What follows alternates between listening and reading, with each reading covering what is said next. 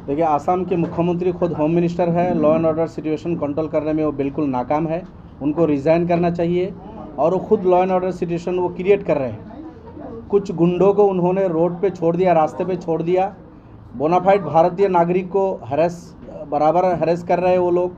अपर आसाम में आप लोग जानते हैं, लोअर आसाम के जो व्यवसायी है या जो लेबर किस्म के लोग हैं वहाँ रहते हैं, काम करते हैं, उनको किसी को मारपीट किया, किसी को भगाया, अल्टीमेटम दे रहे हैं, उनको धमका रहे हैं, वहाँ से भगा रहे हैं। तो अपने ही स्टेट में एक ज़िले से दूसरे ज़िले में लोग महफूज नहीं है। उनका वहाँ सिक्योरिटी का कोई बंदोबस्त नहीं है, पुलिस वाले कोई सुनने वाला नहीं है। तो भारत के नागरिक एक स्टेट से अपने कंट्री के किसी भी जगह जाके वो काम की तलाश में जा सकते हैं। ये इंडिया का कॉन्स्टिट्यूशन ये अधिकार भारतीय नागरिक को दिया है। लेकिन दुर्भाग्य ये है आसाम के लिए, एक ज़िले के लोग दूसरे ज़िले में जाके महफूज नहीं है। एक ज़िले के लोग दूसरे ज़िले में जाके वो गुंडों के से टॉर्चर किया जा रहा है और मुख्यमंत्री साहब उसको समर्थन करते जा रहे हैं। मुख्यमंत्री खुद इस तरह के इंस्टिगेट कर रहे हैं और इन लोगों को हैरेस कर रहे हैं। इसलिए हमारा दावा ये है, हमारा कहना यह है कि मुख्यमंत्री रिज़ाइन करे और आसाम में राष्ट्रपति शासन बलवत्त होना चाहिए। ये पहला डिमांड है। और यहाँ कॉन्स्टेंट इवेक्शन हो रहा है, आप लोग जानते हैं। बोनाफाइड भारतीय सिटीजन है, उनको रिहेबिलिटेशन ना करके इवेक्शन करना बिल्कुल हम इसके ख़िलाफ़ है। और मुख्यमंत्री साहब एक नैरेटिव क्रिएट करने के लिए कोशिश कर रहे हैं कि ये लोग संदेहयुक्त हैं, ये लोग विदेशी है, झूठ फैला रहे हैं। झूठ फैला के भारतीय नागरिक को हैरेस किया जा रहा है, उनको इवेक्ट किया जा रहा है। एक भी विदेशी भारतीय नहीं है। अगर ये विदेशी होते, आप उनको इंक्वायरी करके क्यों उनको गिरफ्तार नहीं करते? आप वो कहाँ का है? पाकिस्तान का है, बर्मीज़ है, या थाईलैंड का है, या चीन का है, जापान का है, पाकिस्तान या बांग्लादेश, कहाँ का है? आप ये बोलिए ना। लेकिन मुख्यमंत्री को हिम्मत नहीं है। मुख्यमंत्री खूब जानते हैं कि एक भी विदेशी बांग्लादेशी नहीं है। मुसलमान होने की वजह से इनको जुल्म किया जा रहा है, इनको सताया जा रहा है। और मुख्यमंत्री का चूँकि सामने इलेक्शन है, भोखलाहट है उनको। अब पोलराइज करने के लिए मुसलमान को अत्याचार करके वो हिंदूज़ के वोट को लेने के लिए खुल्लम खुल्ला इस तरह की बातें कर रहे हैं मुख्यमंत्री। तो मैं समझता हूँ मुख्यमंत्री साहब अपने कुर्सी का गरिमा तोड़ चुके हैं। उनको इस कुर्सी पे रहने का बिल्कुल हक नहीं है, उनको रिज़ाइन करना चाहिए।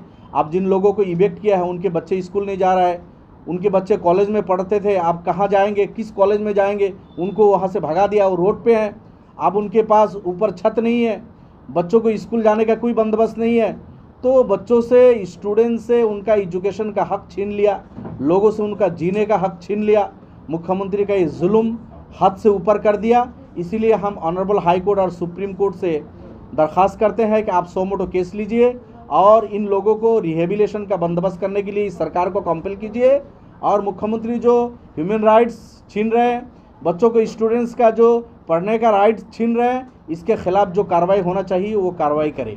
ये हमारी कहना है। तीसरी बात ये है, SIR special intensive revision of voter list का जो बिहार में चल रहा है, आसाम में भी उसकी प्रस्तुति चल रही है। आसाम इलेक्शन कमीशन ने भी डिस्ट्रिक्ट इलेक्शन ऑफिसर्स को ऑलरेडी लेटर देके उन लोगों को सूचित किया है कि ये जल्दी ही ये काम शुरू करेंगे, SIR का काम शुरू करेंगे। हम इसके ख़िलाफ़ है, कोई ज़रूरत नहीं है।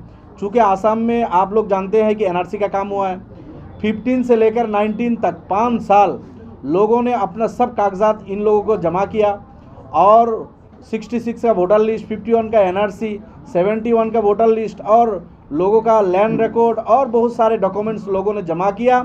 उसको फील्ड लेवल पे वेरीफाई किया है, ब्लॉक लेवल पे उसकी वेरिफिकेशन हुई है, डिस्ट्रिक्ट लेवल पे वेरिफिकेशन हुआ, स्टेट लेवल पे वेरिफिकेशन होने के बाद लोगों का नाम NRC पे आया। अब NRC होने के बाद मैं समझता हूँ दोबारा इसका स्पेशल इंटेंसिव रिवीजन की कोई ज़रूरत नहीं है। जस्ट लोगों को हरास करना होगा। और इलेक्शन कमीशन BJP का अभी पुतला हो चुके हैं। BJP जिस तरह यूज़ करना चाहती है इसी तरह यूज़ कर लेती है। तो हम इलेक्शन कमीशन से यही हम आपको आह्वान करेंगे, आप BJP के हाथ का पुतला मत बनिए। आप स्वतंत्र हैं, आप ढंग से काम कीजिए, लोगों को हरास करने का काम मत कीजिए। 24 में जो इलेक्शन हुआ है, जिस इलेक्शन के बिना पर आसाम के 14 सीटों में 11 सीट BJP दखल करके मोदी जी आज प्राइम मिनिस्टर है।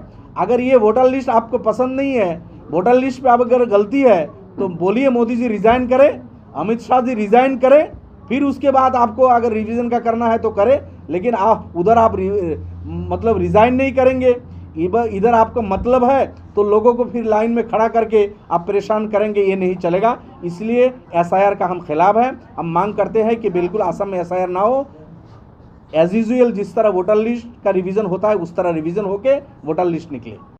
Balung travelled far, quite far from the city.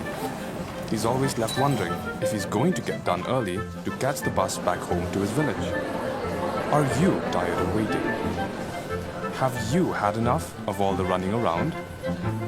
Do you feel like giving up and just going home? Don't worry, you have the right to timely and efficient services. According to the Meghalaya Right to Public Services Act 2020, you have the right to obtain notified citizen-related services in Meghalaya within a given time limit from various government offices, including the DC offices. Be it registration of deeds, application for tribal certificates, or permission for events, you can access details of all notified services here. Many public services are now available under the Meghalaya Right to Public Services Act. You can apply for these services and check your application status on the MSPSDC web portal. If you're unsure how to apply online, seek assistance from someone in your village or visit a nearby common service center. If a service you requested has been unfairly denied or delayed, you can appeal to higher authorities or the Commission to help you get the service. Visit the Meghalaya State Public Services Delivery Commission's website now at www.mspsdc.meghalaya.gov.in, or you can also visit their office in the Horseshoe Building, Lower Lashmere, or send an email for assistance to cc.mspsdc@gmail.com.